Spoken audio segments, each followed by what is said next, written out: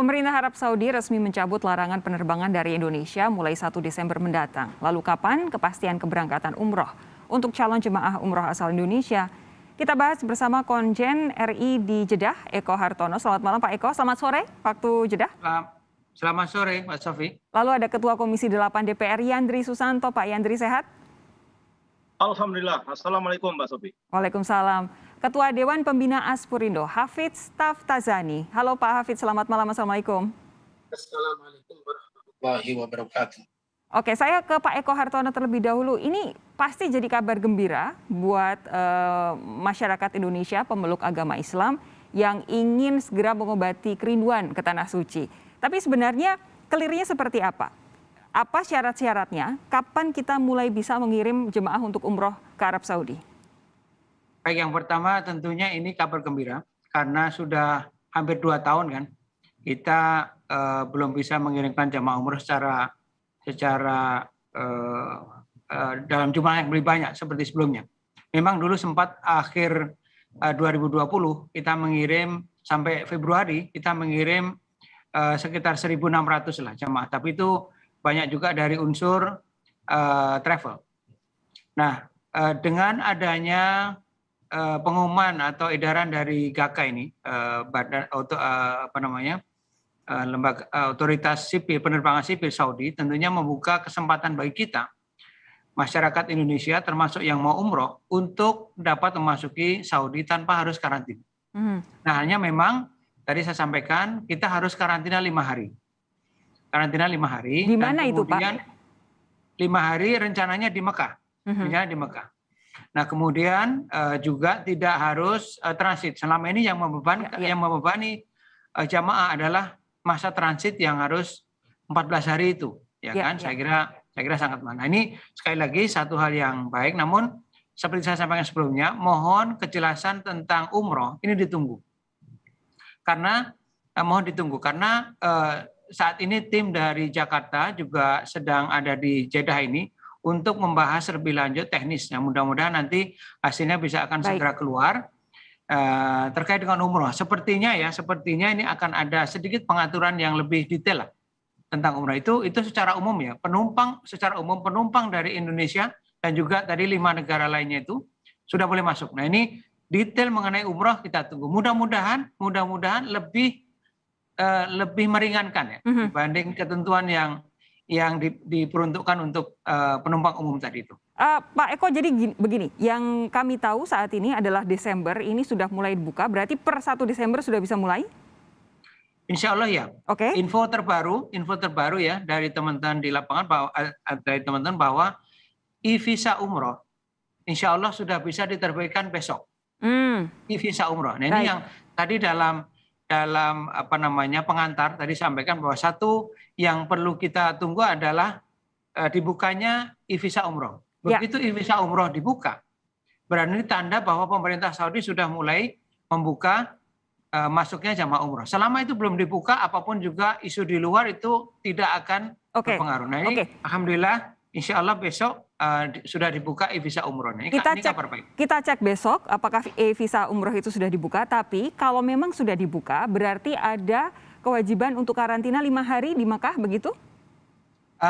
Sampai itu ditinjau kembali ya, khusus untuk umroh ya. Memang ketentuannya begitu 5 hari. Ini kami menanti dengan harap-harap mudah-mudahan ada perkembangan lain ya selain 5 hari itu. Saya belum bisa memberikan kejelasan lebih lanjut kepada publik. Tapi paling tidak sampai dengan sejauh ini ada ketentuan 5 hari karantina setelah tiba di Arab Saudi, yaitu di Mekah. Tetapi tidak lagi seperti dulu yang kita harus melalui transit di negara ketiga. Jadi ini lebih ringan ya syaratnya dibandingkan sebelum-sebelumnya ya Pak ya? Ya. Baik. Betul. Pak Yandri, saya mau dapat tanggapan Anda ini, kira-kira kesiapan kita, masyarakat ini kan sudah banyak yang pengen begitu kembali ke Arab Saudi untuk beribadah begitu.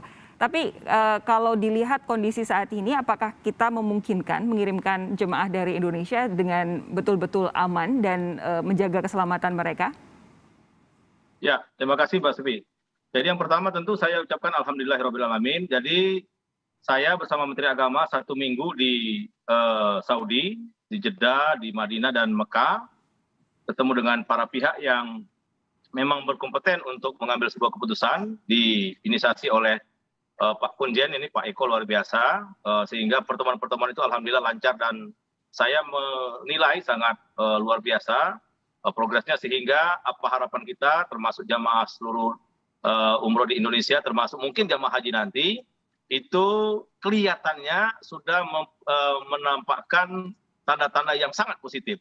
Sehingga tanggal 1 Desember nanti insya Allah suspend atau larangan terbang itu bisa dicabut oleh Saudi. Dan itu juga yang kami sampaikan ketika beberapa pertemuan penting itu. Tapi yang paling penting menurut saya Mbak Sophie, kejadian akhir tahun 2020 November sampai Februari tahun 2021, di mana kita di waktu itu diberikan kesempatan untuk umroh, ternyata banyak persoalan. Yeah. Nah, karena banyak persoalan, kita disuspend kembali, tidak boleh mengirimkan calon jamaah umroh. Nah, ini kita tidak mau terulang kembali. Saya sampaikan waktu di Jeddah kemarin bahwa untuk jamaah umroh yang pertama akan berangkat Desember nanti, itu bukan hanya sekedar jamaah umroh biasa, tapi mereka adalah duta bangsa. Di pundak mereka ada kehormatan bangsa kita, ada nilai-nilai yang harus mereka junjung tinggi. Di antaranya ada protokol kesehatan. Betul. Nah, kemarin waktu pertemuan itu memang kita sempat bicarakan juga hal-hal teknis. Oleh karena itu, saya kira tidak segampang yang kita bayangkan ketika umroh dibuka kembali dan protokol kesehatan yang distandarkan oleh Saudi itu harus kita taati. Betul. Maka kemarin banyak sekali temuan kami di situ bagaimana aplikasi tentang protokol kesehatan itu menjadi sebuah kewajiban. Tidak bisa ditawar-tawarkan lagi. Misalkan ada aplikasi Tawakalna. Nah, kita kan punya Peduli Lindung. Peduli Lindung nggak terbaca di sana, nggak bisa diakses dan nggak bisa diakui, kira-kira begitu. Maka Mbak Sophie, insya Allah saya di Komisi 8 sudah mengagendakan tanggal 30 November, hari Selasa jam 10, akan rapat kerja dengan Menteri Agama.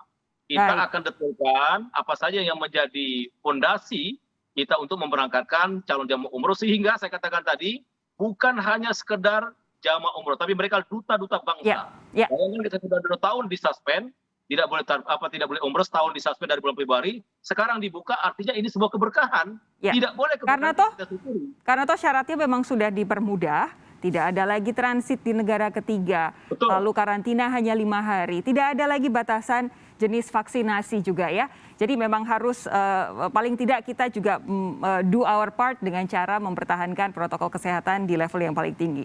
Lalu bagaimana Aspurindo menyatakan kesiapannya untuk menerbangkan jemaah dari Indonesia, akan dijawab oleh Pak Hafidz sesaat lagi. Tetap bersama kami di Sapa Indonesia Malam.